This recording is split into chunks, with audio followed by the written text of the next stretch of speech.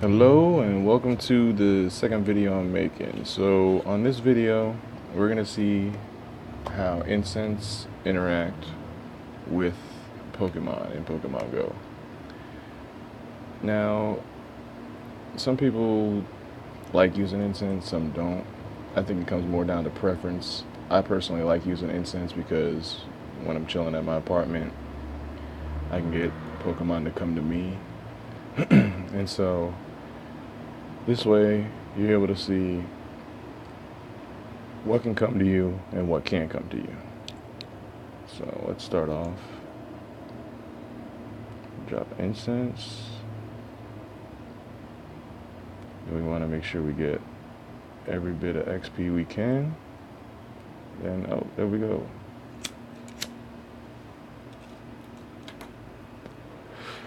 So what are some of you guys' favorite Pokemon? Do you like using the curveball? Do you think that great, nice, and excellent throws, or nice, great, and excellent throws should be included in the capture rate? Like it should help you capture that Pokemon? Because I feel that aside from just giving you XP, it's really not doing anything.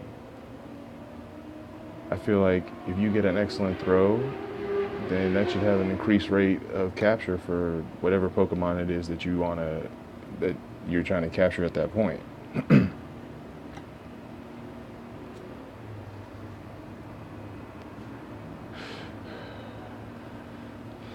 What Pokemon are you most looking forward to in Gen 2? Me, myself, Umbreon, because I'm a fan of the Eevees.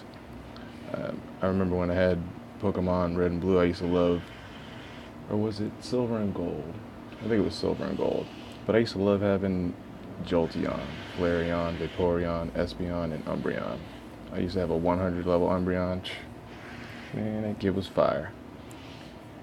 But as you can see with the Incense,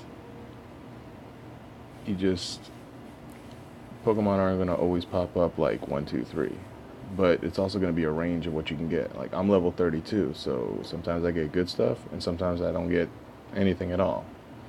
I remember one of the first times I used Incense, I ended up getting a Snorlax, and I was like level 14 or 15, and it was so crazy because he was level like 11, 24, and I was just like, what? That's crazy. Let's see what we got on there. Black Horsey, Pidgey, Paris.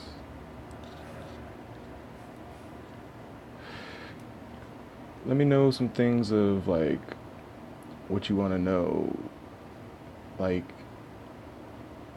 what are some updates or changes that you'd like to see come about? I'd like to see that if you're the top person on a gym, that I believe you should get more rewards than somebody who just throws a Pokemon in on the bottom.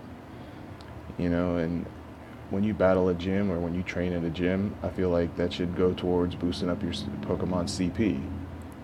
I mean, yeah, you get some XP, but it's not the same. Like, you need to build a bond with your Pokemon. Like, when you're just battling and then your Pokemon's dead and you don't revive it for 2 days, like, that should affect it, just like it did in the game, but it's not.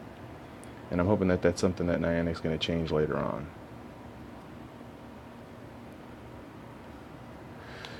I'm really waiting for this buddy system to come out to see not only candy, but what other rewards you're going to get with it. That's going to be a good test to me.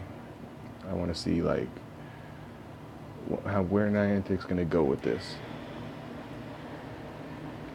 Also, I've been thinking about creating like a laminated card list, something that it'll show like Bulbasaur on the front, Bulbasaur's move sets, the different moves that he can get, the damage for each move, for your quick move, for your special attack, charge move, and at the same time also have what that Pokemon's base stats are, what that Pokemon evolves into, and have it laminated so that this way, sometimes if you're in Pokemon Go, you can't like flip to Silph Road or flip back and forth somewhere to see those stats. That's something that you could just like have in your back pocket, whip out and be like, oh, okay, so his base stats are this, okay, and then also have a guide to where it shows if you're attacking with this type, a grass, and the Pokemon you're attacking is a water type, it'll increase this much damage.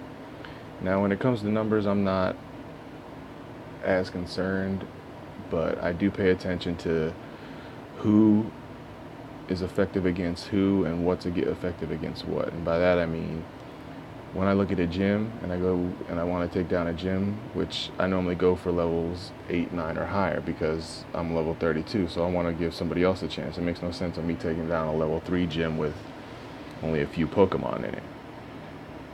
So I'll look and see, alright, you got Executor, Poliwrath, Gyarados, and then Vaporeon, and then a Flareon.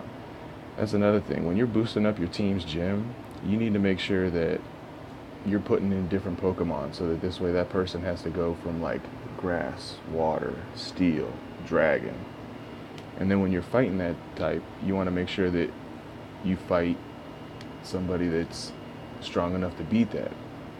And another thing, when you're training your own gym up, I don't know if any other people have been talking about this, but let's say the bottom Pokemon is a Poliwrath, and that Poliwrath has 1000 CP. Now, you're going to want to use a grass type against that Poliwrath. Not only are you going to want to use a grass type, but at the same type, you're going to want to use something that's lower than that. So if he has 1000 CP, you want to try and find something that's 950, 925, because by doing that, when you beat Poliwrath, after you beat Poliwrath, back out of the gym, it'll say you lose, but even though you lose, you'll gain at least 500 prestige to up your gym quicker, instead of trying to go in there with a 2500 Vaporeon and trying to run through 4 or 5 people, because it's not going to happen. You can't use any potions, you can't use any revives, you can't switch out any Pokemon. So the best thing you can do would be to boost it up slowly that way. And that's the best way that I found to boost up gyms quickly. Because you find that one person, and if you need to get to that person quick, bam, star them, and then that's how you do it. Hey, Jigglypuff, what you doing over there?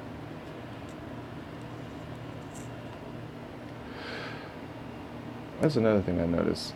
Sometimes I get like the lowest Pokemon ever. Oh, that was a horrible throw. Sheesh. What is this?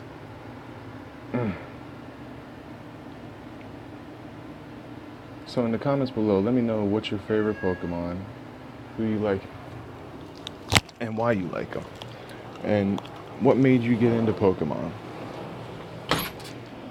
So I remember in my very first, I guess, blog video, I don't know, I'm not really on the technical term part, but when we hit 100 subscribers, I have a Pokemon Pikachu that we'll give away to the 100th subscriber.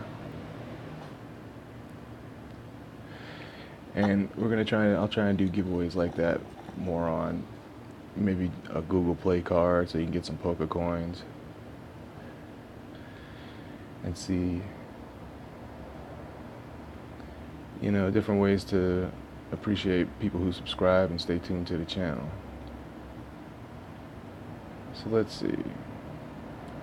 We've got, who have we had recently?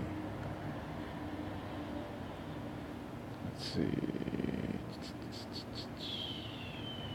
Go on to recents, journal. Alright, so since I started my Incense, I've got 2 Rattata, and a Jigglypuff.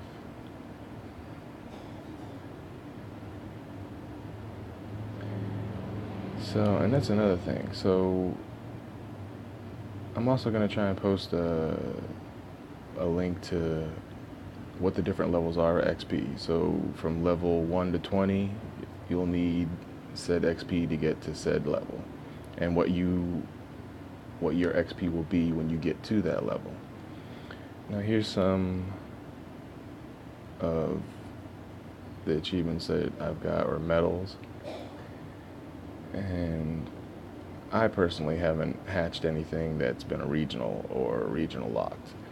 And I've heard people say that you can get Tauros in a 5K egg, but I've hatched almost every Pokemon, I believe, except for Snorlax. And I still have yet to see a Kangaskhan, Mr. Mime, or Farfetch'd.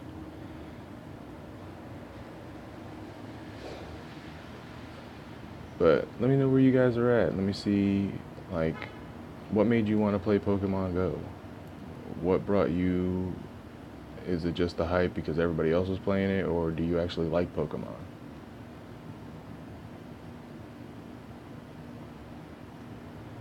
Do you like using Incense? Do you think that you should get more than 10 coins for a 20-hour period?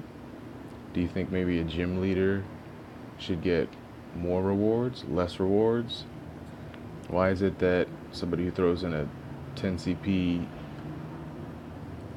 Pidgey on a gym that somebody else took the time to boost up gets the same coins as the person who's a gym leader that has a 2450 Arcanine? Just different things to keep in mind as to why, like, Niantic did things certain ways. Some of the things I'd like to see happen is maybe a different way to boost your stats, a different way to evolve your Pokemon. Because let's say you have a Pokemon that has really good movesets, but his IVs just plain suck. So shouldn't it be that you can have a way to boost up their base stats so that this way you're not just forever grinding and trying to catch a different Pokemon and just like randomly evolving their movesets? If he has stronger attack, should he not come out with a stronger base moveset? Let me know some of your feedback. Like I said, this is my first time doing these kind of videos, but I really enjoy playing Pokemon Go, and any tips or tricks that I could help with anyone else, let me know. If there's anything you want to know about or questions. And also, when trading comes out, if there's something that you need that I might have and you don't, hit me up in the trading. Like I said, gamer tag in the game, fuel. And I look forward to playing with all of you guys. I mean, I'm really looking forward to battling. That's what I really want to do.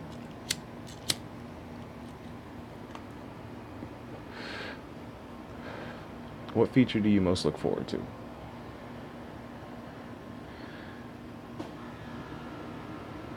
See, there's Busch Gardens over there, and they got a bunch of Pokestops. Let's see what this gym has. Oh, and I'm Team Valor, so if you're not Team Valor, no hard feelings. No accounting for taste. No, I'm just joking. Alright, so if I was on another team, I first go through this, so I'm going to know Ice Psychic, Fire, Water, because Golduck's just water, even though he has psychic moves. You have Vaporeon, which are good at defense and that. You have a Gyarados, and then you want to know, like, you want to remember what these movesets for these Pokemon would be. Alright, so Lampers. So then we'll come down here and also look at the level of the people that you're fighting. So when I go to a gym, I take the time and I'll look and I'll say, alright, level 21 Slowbro, 22 Flareon, 24 Golduck, 24 Vaporeon, 24 Gyarados, 22 Executor, and 24 Lampers. Alright. From my experience, Ice has been very effective against grass types, but and vice versa, grass has been super effective against ice types. So I feel like that's a double-edged sword for both. And then everybody, I'm assuming, knows about Stab, which is the same type attack bonus. And so let's see, if we were attacking this gym, we'd want to have a grass type, a water type, water or ground. Ground is really effective against these guys too, or super effective. You have a water type, you have a water type, and you know he's probably gonna have good defensive stats, but he's a 1600, so you want to like kind of gauge where he's at. And you look at this Gyarados and think, okay, so probably Bite, Dragon Pulse, or Twister, maybe Hydro Pump, or he might have Dragon Breath. Depends on when that person evolved that Pokemon. Then you have Executor, which, let's see, you got Confusion, Psychic, or Solar Beam. And that's another thing. Pay attention to the movesets when you do fight these Pokemon so that you know like what can counter them best or what couldn't counter them best. Let me know what you guys think about lures. Like when you lure a Pokestop, do you think that it brings in a lot, not too much, or like it just brings in what's around you? Because I noticed that before, when you drop an Incense, it would bring a lot of different Pokemon. It would bring rare Pokemon, it would bring non-rare Pokemon. Now I feel like it just brings whatever's close by, Rattata, Pidgey, Weedle, Kakuna, most of the more common types.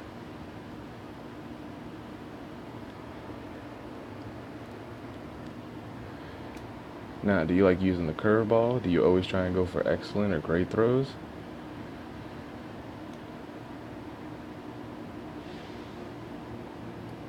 See, what I'm trying to prove by this video is I'm just seeing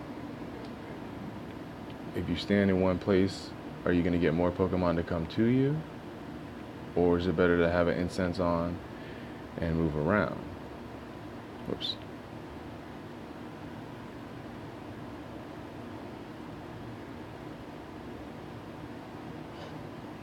Alright, so we've had 4 Rattata and 1 Jigglypuff. In roughly, we'll say like a 15, 17 minute period. And that's another thing. Do you not catch Rattata? Do you have a limit on, alright, if I throw one ball, after that one ball, if I catch him, I'm good? Or what? What's the investment you're going to put in that Pokemon? Because there's some Pokemon that, I mean, when I try and boost up, and by boosting up, I mean I don't do the teleport thing. I don't have where I can jog around. So all of my stats are from me actually walking around and or driving to places, which I don't drive. I get a ride with people or I use Uber, which I'm in Tampa, Florida, and there's a Pokemon GO Tampa Bay page and a Pokemon GO Team Valor page, both of which I'm on. And it's nice to have a good community where you get to go out and meet people. And I think that's one of the best things about Pokemon GO, because I've seen every age group that you could think of. I've seen old ladies out here, I've seen young guys. What are the spawns like in your area? Do you think that the nest should change all the time, or do you think that it should be something that certain nests should be strictly just that nest? Also, from what I've read and researched online, they have cluster spawns, they have specific spawns. What do you feel about, and what are your thoughts on those? Where are you guys from, and how does your area look when you go around? See, for me, when I want to get Pokeballs and that, because I don't drive, I walk over to Busch Gardens, which has a ridiculous amount of Pokestops. It's not even funny. But then I'll go to a point like Ballast Point Park, and now I call it a Poke hotspot, but that park has a total of 8 lures. It has 8 Pokestops and 1 gym. It has 1 Pokestop by the gym, 2 that are within like ring radius where if you stand close to them, you can hit both of them. And normally, like, you can catch Aerodactyl, Snorlax, all these different type of Pokemon that are like super rare. But I mean, I think they came out with the buddy system because what's the point of getting a Snorlax if that's the only Snorlax you got? You haven't been able to get a 10K, you can't hatch it, but you want to get more candy. You're pretty much stuck in a quandary right there. So, what do you do, or what do you think Niantic should do or change to help better people in rural areas to where that's their only Pokestop for 25, 15 miles? What's your level and how long did it take you to get there? I normally try and play, I work.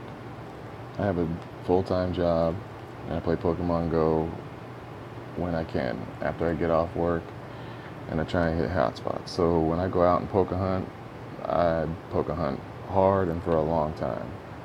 Normally if I go out, it's on the weekends or after I get off work, which I work a late shift, 4 p.m. to 4 a.m. So a lot of my live streaming is probably going to be real early in the morning or late, well, it's late at night for me. I'm on East Coast time. But weekends will probably be a full-time thing. Hey, Paris. How much Stardust do you have? Do you keep a lot of Stardust, or as soon as you get it, do you like boost up that Pokemon? When you boost your Pokemon up, do you have that one Pokemon? Paris, why'd you do it to me there? Do you just have that one Pokemon you have that's like 2,500, 3,000? Or do you spread it out evenly like back in the day when you would have like those 6 people that you'd want to battle with? Battling and trading is something that I think a lot about because how are they going to do battling? Is it going to be like the gyms where it's real time, or is it going to be turn based? I like the real time, but I feel like Gengar, Alakazam, they both got the short end of the stick. Because how is it a normal type can hit a ghost and poison type? And how is it that Gengar and Alakazam have absolutely no real power anymore? And also, I've seen some information online talking about they're coming out with new Incense. Because, I mean, since we've seen with this Incense that I've dropped right here, we've only received 6 Pokemon in a matter of, 23 minutes, give or take. Now, are we thinking that if you move around more it would be better? Or if you stand in one spot it would be better? Because, I mean, if it draws wild Pokemon to you and you're moving around, if you're always moving, the wild Pokemon, if you're walking to them, it would be a great thing because they're going to be drawn to you. But if, like, Bulbasaur's behind you, but he's on the nearby, or let me rephrase that, if you're on the sightings, because basically they just look like they're in some tall grass and can be in any direction. If you have your Incense on and you're just walking around, you could be walking away from him, or he could just be following you, you know? I'm also going to try and maybe have somebody dig deeper into the code who knows more about computers than I do. I'm good at playing tech-savvy stuff, not so much. But we're going to keep it fun and light. When this Incense runs out, we're going to see how many Pokemon we got, what their levels were, and what kind of Pokemon through the appraisal system we received. Were they simply amazing, according to Candela, strong, decent, or it's not doing good in battle and it's all right? That's another thing somebody asked me on one of the Pokemon groups that I'm in.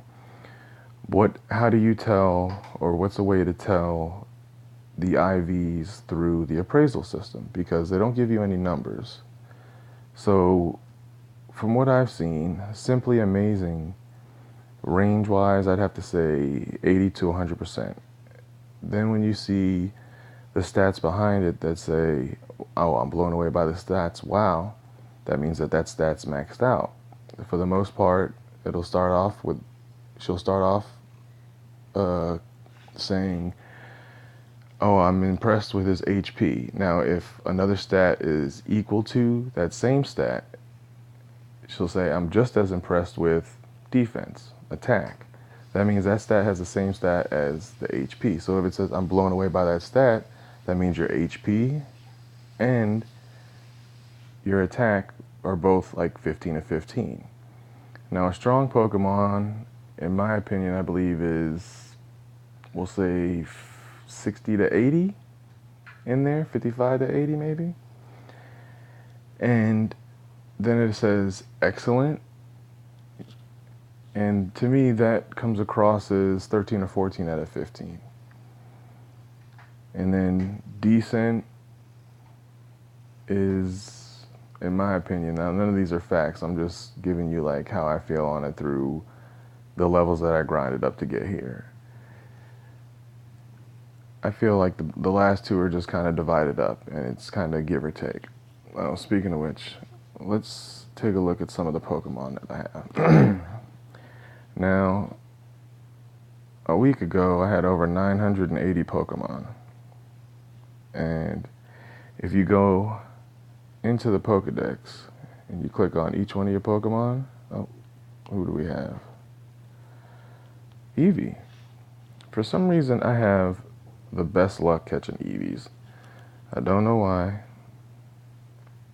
Maybe.